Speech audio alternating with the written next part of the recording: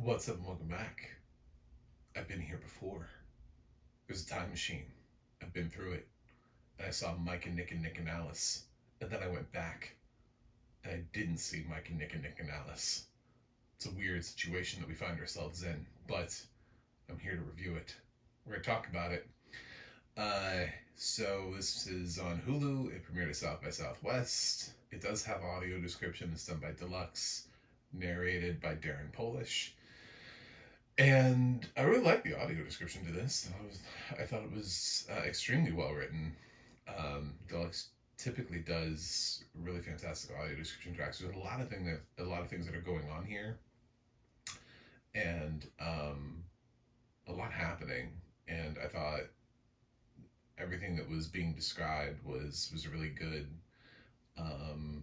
Yeah, so I have no problems. I thought the audio description track was terrific. There's a lot of action, some more extremely violent sequences than not. One time where somebody gets shot, I thought in the head, and then they look through the hole in the head and they can see on the other side to like the person who shot it, which is we've done that effect before, but it's very specific when you say something like that. So, um, yeah, I think the audio description was good. What is this movie? Jesus Christe. Um, yeah, this is a hot mess of a movie. It's from the writer who did Scott Pilgrim Takes Off. He also previously directed something, so this is not a directorial debut. Although you probably haven't seen his previous film. So this is the film that's getting him noticed. Critics mostly like this film. I do not. Uh, I did not, for many reasons. Okay, I'm going to try to explain this film. It will inherently involve spoilers because this film really doesn't make any sense, so I'm going to try to make sense of it. So we have Nick, who is a heavy, working for Sosa, played by Nick is Vince Vaughn. Sosa is Keith David, and he's sort of the big guy in charge of this criminal enterprise. And we learn that at some point there was someone who ratted out his son, Jimmy Boy, played by Jimmy Tatro. And yes, it will explain how Keith David is the father to Jimmy Tatro. um, and so Jimmy Boy has spent 6 years in prison for something because there was some rat in his thing, and Sosa has figured out who it is, and it is Quick Draw Mike, who is another heavy within the organization, played by James Marsden. So he has the Baron, who will not show up until later in the film, but is played by Dolph Lundgren eventually. Hired to kill Mike, which happens. This is not a huge spoiler because this is like the whole movie. I know, it feels like I just spoiled the whole movie for you, but a lot of these things happen out of sequence and are referred to later on. But the problem is it's a time travel movie, so that's like what happened in the past. And in the past, also, Mike was sleeping with Alice, played by Eisa Gonzalez, who is also Nick's wife. Um, and that's probably about as much context as you would need. So in the future, after all this has happened, Nick is remorseful over this event, and he ends up realizing that he and Alice don't really have a relationship together. She also ends up pregnant with Mike's kid. He knows who the rat actually was, and it wasn't Mike. So he decides to take this time machine that he finds and go back to the day that Mike died. So it sort of explains the time machine. It's more of a convenience than anything, but I wish they had done more. This is one of those films where it's like, sort of like Hot Tub Time Machine, where it's like, ooh, there's a time machine. But even with Hot Tub Time Machine, I feel like they do a little bit more with the time travel aspect of it. Like, oh my god, we time traveled. Um, so Nick travels back. He picks the specific day he picks is the one where Mike dies, and he wants to go back and try to stop it. Now he could have gone back to like any number of days, right? He could have gone back and instead of telling Sosa that it was Mike, he could have told him who the actual person was that ratted out Jimmy Boy. He could have gone back further to give Mike more of a heads up. He could have gone back to, I don't know, repair his relationship with Alice, which would have meant that he never would have had the affair in the first place, and maybe Mike would never been. And then future, and then in that case, he would have been in the past, so the future version of him would never been mad at Mike to put him up for this. And there's so many options here, but they chose this one because they were like, this sounds fun. It sounds like an action comedy, and I want to do this. This is fun. So we end up stupidly on this day, even though it makes no sense. like, um, and he ends up destroying the time machine, so we can't use it again, which would have actually made the movie a lot better if there had been multiple attempts to use this. It's sort of like when you look at Good Luck, Have Fun, Don't Die, and Sam Rockwell's on his like 123rd attempt or something like that. Um, there's something that's way more interesting about that concept, the fact that he just keeps coming back and trying. And Nick's on his like first attempt.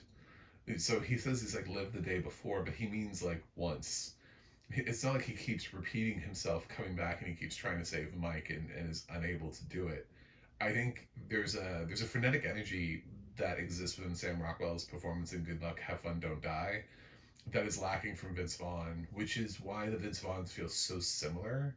Like one of them, the future version of Nick just feels a little bit more tired, but so does current Nick. There's only a 6 month span between these events, so they're both kind of like lethargic older versions of Vince Vaughn.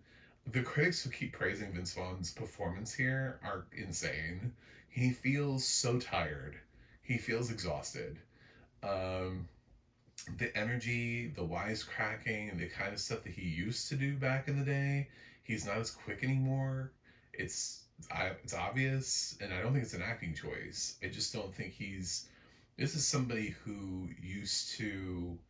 Um, he was one of the comedians who had his own specific sort of style in terms of the way that he spoke. There used to be sort of like a ghost writer that would go into Vince Vaughn movies and punch up the dialogue for Vince, knowing the way that he speaks. So he's very improvisational, and it doesn't feel like all any of that in here. It felt like he has totally reined in. It kind of felt like he didn't really want to be there. Like I got all the wrong vibes from the Vince Vaughn performance. Um, but then again, I wasn't that impressed with James Marsden and Eisa Gonzalez either. Isa's biggest problem as Alice is that she has no. The film never reinforces any romantic connection between her and anyone. So for her to be the central in this center figure in this love triangle or square, because there are two versions of Nick. Because there's a present version, so when he time travels back, there's also a version of Nick there already. She doesn't have any chemistry with anybody, and Mike is for somebody who's supposed to be in the business is really inept. There's a whole scene with him in chloroform that is just like, how are you this bad at your job? Um, so the standouts here are Keith David and Jimmy Tatro. The supporting cast. I also like Stephen Root a lot. I like what we're doing with Stephen Root's character in the late part of his career. He's playing these roles that you never would have thought, has anybody seen my stapler? Would do. Um, so like in the first part of Stephen Root's career, he's playing a lot of nerdy characters. And then he comes along and then you got him in shows like Barry. Last year Amazon was, well, actually this year too, because one of the films he was in was that Jason Momoa thing. God, I forgot the name of it. Anyway, where he's like the chief of police or the head detective or whatever. But he was also like the I don't know, the right hand man to the bad guy in Heads of State. So he's getting these types of roles that you wouldn't initially think that he would be getting. It's sort of like I can't wait for the movie where he's like the romantic lead, because I feel like his career is headed in a different direction where we're just like Stephen Root can do anything, and he probably can, and I'm here for it. So Keith David was excellent. I thought he was my favorite part of the thing. He's got a very unique way of line delivery. They make some really dumb comments here regarding Gilmore Girls, and Keith David actually pulls it off. I thought stuff that didn't work worked because Keith David was the one who either reacted to it or was the one who was delivering the dialogue. I thought the three leads were kind of lackluster. Um, so there's a cat here, Kingpin, that is, I don't know, cute and interesting. There's supposed to be a lot of like 90s nostalgia here. Sure. Um, I've heard that there are references to like the Hong Kong cinema, but not really, like I've heard those comparisons. I It feels to me like the next thing Shane Black would have done after Play Dirty, like where his career had already started taking a hit, and he was like, "Well, this movie wasn't that good. What's the next movie I watch? I don't know, Mike and Nick and Alice," where it feels like it's got some energy of another time period to it, which is what Shane Black films often have, because it's the dude from Lethal Weapon. So like it feels like that, but at the same time, it's just not that interesting. I mean, some of the action sequences are fun, but there are things like, and this is a spoiler, like Dolph Lundgren is not in the movie that much, and so that's kind of disappointing. Like there's just all this build up, and then you have a sort of a big name actor who comes in and plays this cannibal hitman, and then gone. And to be honest, Stephen Root isn't even in the movie that much. So, but at least with Stephen Root's character, they gave him at least some dialogue, like a few minutes to like explore this character. I feel like Dolph was like in and gone. Um, so I don't know. I just couldn't get into this. I'm sorry. Like I know people are excited for it, and people and like, yay, Mike and Nick and Alice, yay. I'm like, I get why this movie's on Hulu. I absolutely understand why this movie's on Hulu. And I think what's interesting about it too is it's a time travel movie that's opening in March on Hulu, which is like the same time frame they put that movie, The Greatest Hits, which was also like a time travel movie for them. So I guess we're gonna time travel on Hulu in March. Is that like a thing? We're gonna try to regularly have some sort of like film where time travel inches on Hulu. um, so I I don't know, man. Are the action sequences cool? Yeah, some of them. There's some stuff here that's fun. It's not like completely. I don't want to like put my head through a wall or anything like that. But I was kind of bored. I was kind of like, man, I was really looking forward to this. There was so much hype behind this. It has a positive Rotten Tomato score. Some critics that I respect and like have been like, oh my god. And now I'm just like, guys, what did you watch? Like, what did you watch?